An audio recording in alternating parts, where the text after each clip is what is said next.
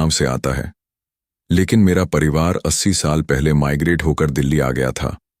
मेरे या मेरे पिता में से कभी कोई गांव नहीं गया था, पर 5 साल पहले 2015 में जब बहुत कोशिशों के बाद मेरी बीवी राजश्री प्रेग्नेंट हुई, तो डॉक्टर ने कहा कि हमें राजश्री की अच्छी सेहत के लिए उसे शुद्ध वातावरण में ले जाना चाहिए। हम सब ने सोचा कि हमारे गांव से शुद्ध वातावरण तो हमें कहीं नहीं मिलेगा, तो हमने अपने बिहार वाले गांव में जाने का फैसला किया। पर हमें नहीं पता था कि हमारा यह फैसला हमारी जिंदगी हमेशा के लिए तबाह कर देगा। बहुत लंबे सफर के बाद हम रात को गांव पहुंचे। उस चांदनी रात में गांव बहुत सुंदर लग रहा था। वहां एकदम शांति थी। गांव पहुंचकर राजश्री की खुशी का कोई ठिकाना ही नहीं था, पर उसे नहीं पता था कि यह खुशी बस कुछ ही घंटों की थी। 2 साल पहले हुई मां की मौत के बाद पिताजी भी पहली बार घर से बाहर निकले थे। मैंने गांव का घर खोला और राजश्री और पिताजी को घर के अंदर कमरे में बिठाया। मैं जैसे ही सामान लेकर कमरे में वापस आया, तो मैंने देखा कि पापा सोफे पर बेहोश पड़े थे और उनका चेहरा सफेद पड़ गया था। मुझे समझ ही नहीं आया कि अचानक पापा को क्या हो गया है। राजश्री ने मुझे जल्दी से पापा को हॉस्पिटल लेकर जाने को कहा। हॉस्पिटल गांव से दूर शहर में था और मैं उस हालत में राजश्री को अकेला नहीं छोड़ना चाहता था, पर राजश्री की हालत ज्यादा ट्रेवल करने लायक भी नहीं थी। राजश्री ने मुझे हिम्मत दिखाई और पापा के साथ जाने को कहा। मैं पापा को गाड़ी में बिठाकर हॉस्पिटल चला गया। पापा पूरी रात हॉस्पिटल में ही भर्ती थे। दरअसल बीपी लो होने के कारण वह बेहोश हो गए थे और डॉक्टर ने उनको ग्लूकोज चढ़ाकर घर ले जाकर आराम करवाने को कहा। मैंने राजश्री को रात भर फोन करने की कोशिश की, पर उसने फोन ही नहीं उठाया। मैं अगली दोपहर पापा को लेकर जब घर गया, तो जो मैंने देखा वह बेहद ही अजीब और डरावना था। मैंने देखा कि राजश्री कमरे के कोने में खड़ी है और दीवार की तरफ मुंह करके अपने नाखूनों से दीवार को नोच रही है। यह देखते ही मैं अंदर से कांप गया। जैसे ही मैंने उसे आवाज दी, उसने दीवार खुरेदना बंद कर दिया और वह मेरी तरफ मुड़कर पापा के बारे में पूछने लगी, जैसे अभी कुछ हुआ ही नहीं था। मैं डरते हुए धीरे से उसकी ओर बढ़ा। मुझे लगा कि शायद यह सब स्ट्रेस का नतीजा है, तो मैं राजश्री को कमरे तक लेकर गया और उसे वहां सुला दिया। मैंने डॉक्टर को फोन करके उसको सब बताया, तो उसने भी राजश्री की हरकतों को थकान और स्ट्रेस बताकर राजश्री का खास ध्यान रखने को कहा। अगले 2 दिन कुछ नहीं हुआ। फिर एक रात अचानक से मेरी नींद खुली। राजश्री बेडरूम में नहीं थी। मैंने उसे पूरे घर में ढूंढा, लेकिन वह कहीं नहीं मिली। उसे ढूंढते ढूंढते जब मैं आंगन में पहुंचा, तो मैंने जो देखा वह देखकर मेरे होश उड़ गए। मैंने देखा कि राजश्री छत के कोने की तरफ उल्टी चल रही थी। वह साथ ही कुछ बड़बड़ा भी रही थी।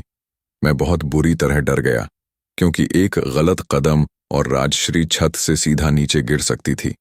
मैं भागकर छत पर गया और राजश्री को चिल्लाकर बुलाने की कोशिश की, पर उसको कई बार बुलाने पर भी उसने कोई जवाब नहीं दिया और अचानक ही वह बेहोश होकर गिर पड़ी।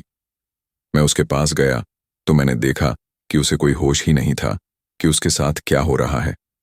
वह काफी डरी हुई थी और रोते हुए एक ही चीज कहे जा रही थी कि वह मुझे और हमारे बच्चे दोनों को लेने आई है।